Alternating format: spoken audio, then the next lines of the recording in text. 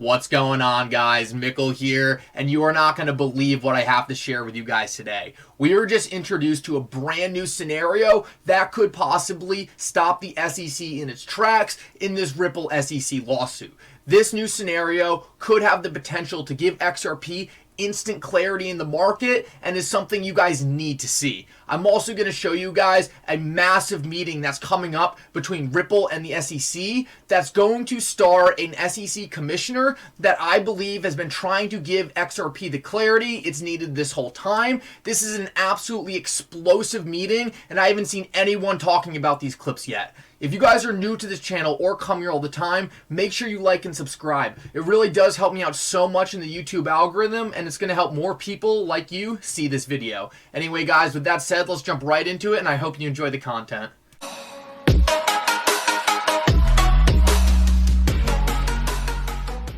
Alrighty, guys, well, to start this video, I just wanted to say that I cannot believe the news cycle in this Ripple SEC case. It seems like every single day, different XRP community members are digging up new evidence that completely exposes the SEC in their absurd claims against Ripple in this lawsuit. Guys, I think because of how public we've been making all of this and how much evidence we've been finding, we actually just got a brand new party who's going to be helping us out in ending this case and bringing absolute and certain clarity to XRP. Before we get into that, though, I had to show you guys this. I was digging through Digital Asset Investor's Twitter today and noticed that he actually follows me now. I thought this was super cool. He's been one of my favorite influencers for a long time, and it's just super cool to see him following me. Overall, though, it just makes me really happy, and it shows the direction of this channel. With that said, though, let's jump right into it, and this is absolutely massive. Tom Emmer tweeted out today, new digital currency legislation coming with the eye emojis. This is huge because we know Tom Emmer is not only a massive fan of XRP, but we also know from Jeremy Hogan that if Congress was able to change the laws for digital assets, then it could have a drastic impact on this Ripple SEC case.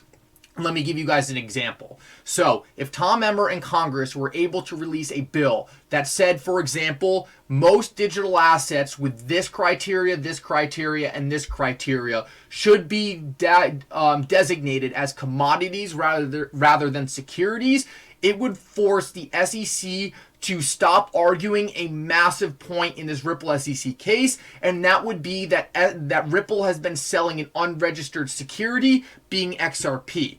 We know that Tom Emmer does not believe XRP is a security of Ripple, and we know that because of this clip right here. Thank you so much. It's funny.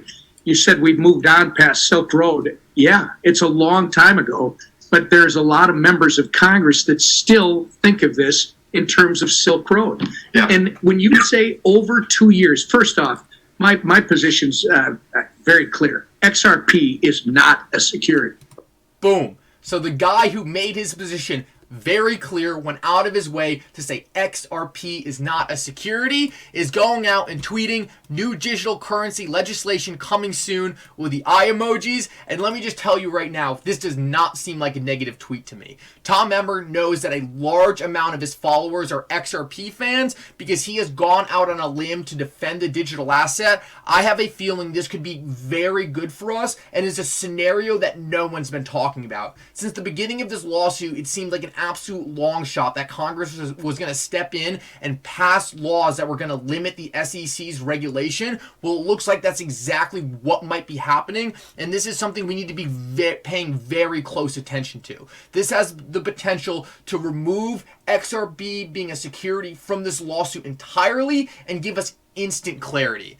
The next thing I want to show you guys actually has to do with the meeting between multiple Ripple members and multiple members of the SEC on January 24th. This meeting actually made me laugh when I first saw it because I could not believe it was happening. This definitely falls into the All's a World's a Stage file. As we can see, during an ongoing SEC litigation, we have multiple members who used to work at the SEC and multiple members who currently work at Ripple getting on stage and talking about the state of crypto regulations. I have no idea how this is happening unless all the world is a stage and this is some kind of setup to bring new clarity in the market. But the thing that was super interesting, and Stephen Hubert actually points out, and let me just read you his tweet. He says, call me names, but you have to freaking see this. Even Robert Jackson. He was responsible for Ripple winning the case against Tetragon in 2021.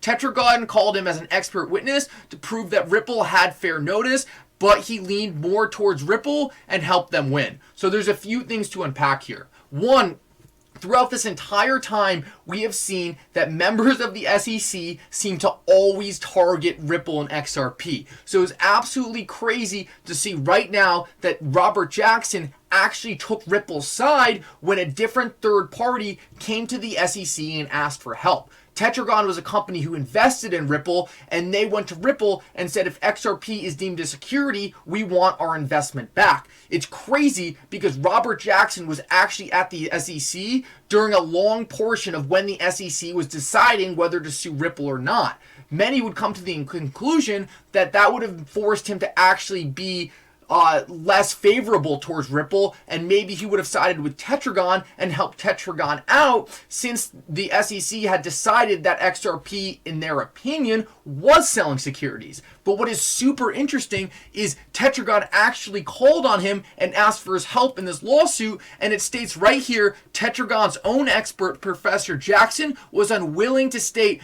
that Wells' notices are determinations by the SEC. This is huge because this helped Ripple a ton in this lawsuit, and now we know that he is going to be one of the people who is going to be on stage with current heads of litigation at Ripple talking about the state of the crypto market. I do not know how you make this stuff up. This is crazy. So this forced me to keep digging and see what else Robert Jackson had said about Ripple in the past. Wait till you guys hear this. This is crazy. I know you agree because you work at Ripple, one of the leaders in the industry, actually one of the firms that has been crucial to the forming of standards around the various securities law questions, et cetera. And how did we get from here to there? Because you guys can call Hinman and Val and all the other amazing people who do what they do and get answers to your questions.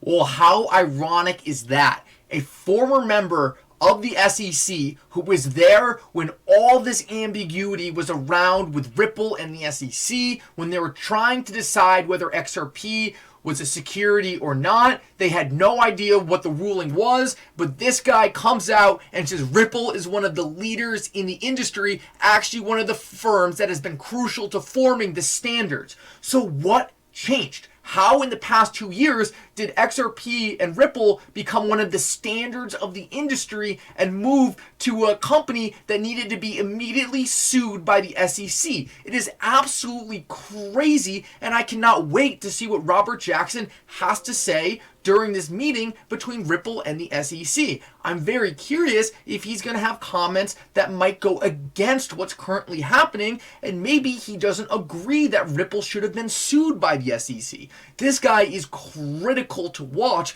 because we know he actually has been on the other side of what a lot of the actions we've currently seen playing out by the SEC. The next thing I want to show you guys is actually another statement he made that also goes against the SEC. This one actually has potential to prove that the SEC lied in court and is actually just saying whatever they can to get out of the current litigation with Ripple. Listen to this. Even before I got to the commission, Jay Clayton stamped that out. And he came forward and said, if you want to raise money on an ICO basis, you're almost certainly going to have to comply with the securities laws, and here's how that looks. And then we started digging into the harder questions about how do the securities laws apply, for example, to cryptocurrencies? Are they likely to be securities when they're first issued or when they're decentralized? Will there be a different view? And I think Bill Hinman gave a terrific speech last fall where he outlined some of those principles and did a good job guiding the market. Guiding the market? What? What do you mean guiding the market? The SEC specifically said in the Ripple SEC case that it has not taken an official position. There is no action that it took to say Bitcoin is not a security, Ethereum is not a security. So how is Bill Hinman guiding the market? We know it is illegal for Bill Hinman to use his own personal opinion to guide the market. This has been pointed out. You cannot use your position in a government agency to pursue your own personal opinions and allow them to influence the market. Yet we can see right here that Bill Hinman testified in the Ripple case that he does not believe he has taken any position or has expressed a view on Ethereum's status on behalf of the SEC. He claims it was just his personal opinion. So which one is it? Did Bill Hinman break the law by giving guidance to Ethereum, just like Robert Jackson had said? Or was it the SEC's view all along, which seems to be the obvious one, because the SEC is constantly taking credit for this Ethereum free pass speech all over their website. As you can see, the SEC has nowhere to go right now. What they tried to do is they tried to desperately distance themselves from the Ethereum free pass speech because they understand that that free pass speech ends their case against Ripple. They understand that if they get credit for saying that Ethereum was not a security back in the day, there is no way XRP should be a security. It doesn't make any sense, and the SEC knows that. That's why their best strategy now is just to keep lying and hope no one calls them out on that. Unfortunately for them, we have been calling them out on that, and on January 24th, we are actually going to see someone on stage talking with multiple members of Ripple during the ongoing litigation, and I think there could be some very interesting things said during this meeting. The last thing I want to point out, and this has to do with all the world being a stage, Stephanie Bear tweets out, let's ponder this fact for a moment. XRP was the first cryptocurrency ever in history to be recognized as such by the US Treasury / FinCEN. It wasn't Bitcoin and it wasn't Ethereum. This lawsuit is an audit of Ripple for its role it will play in the future on the world stage. And what does Ripple put out today? CBDCs are the sovereign equivalent to private cryptocurrencies and digital assets that enhance payments, promote inclusion, encourage competition, foster innovation. Our report outlines the future of CBDCs and its requirements for implementation. Guys, there's no doubt in my mind, everything we are watching are the last steps of XRP and Ripple getting the clarity they need to dominate the cryptocurrency market. What we're seeing right now is all a show, and I have a feeling we are going to get a resolution to this show a lot sooner than people think. Guys, thank you so much for coming. If you watch this whole thing through, make sure you like and subscribe. It's going to be helping me out so much to grow this channel. Thank you so much for coming. For now, Mickle out.